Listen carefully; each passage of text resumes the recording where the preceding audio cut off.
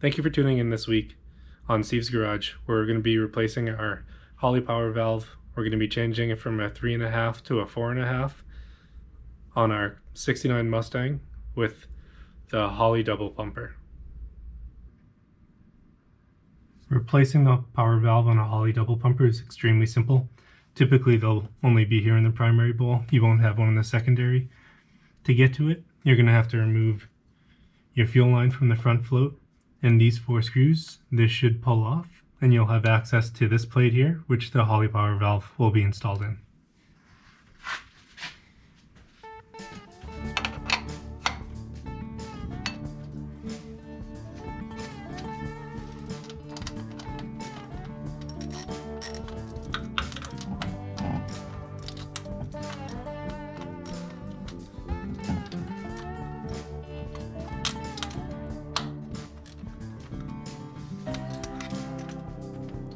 Taking off the front primary, you want to make sure that you have a rag or something underneath so that it'll catch all the fuel when it spills out of that bowl.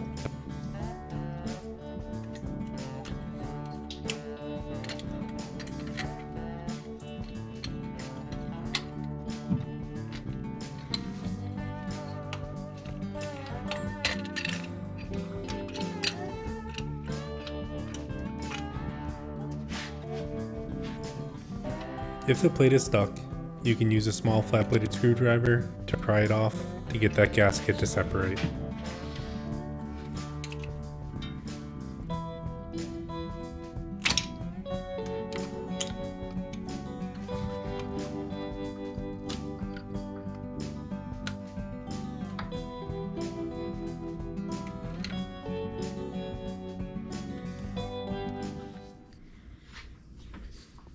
Alright, so looking at the plate that faces outward, you have your power valve here, you have your 2 main jets on the outside. You can see this one's stamped 3.5. I'm going to be replacing it with a 4.5 and then blowing out the main jets just to make sure everything looks good and is clear. The gaskets on it look like they're going to get replaced. I'm going to do a little bit of a cleanup in the carburetor. To remove the power valve, if it's hand tight, you can just twist it off. If it isn't, you can use a 1 1/16 wrench or an open end to twist it and remove it.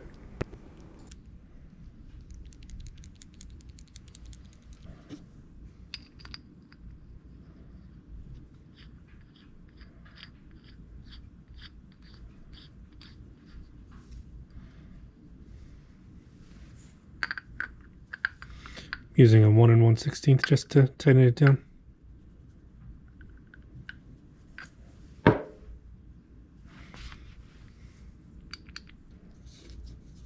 There you go. They made it simple so that it'll only go in one way. You can't mix it up. Alright, now that we have this gasket on, we're going to install the other side, and then we're going to put it on the car and tighten everything back together.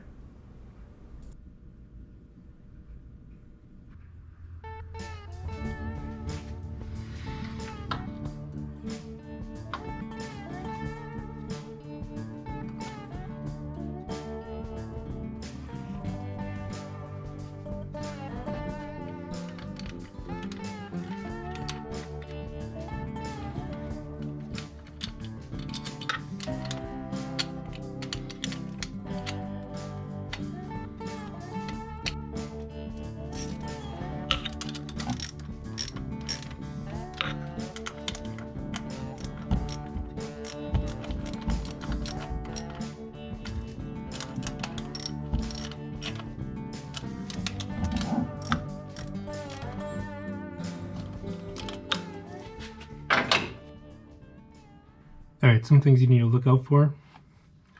You need to make sure this arm is in contact here and underneath. And then your fuel is tight. So I'm going to tighten this up with a wrench. Then I'm going to check around here for gas leaks with the car running. It seemed to go in okay, so I shouldn't have any issue, but we'll just double check it before we drive it around. Alright, that was it.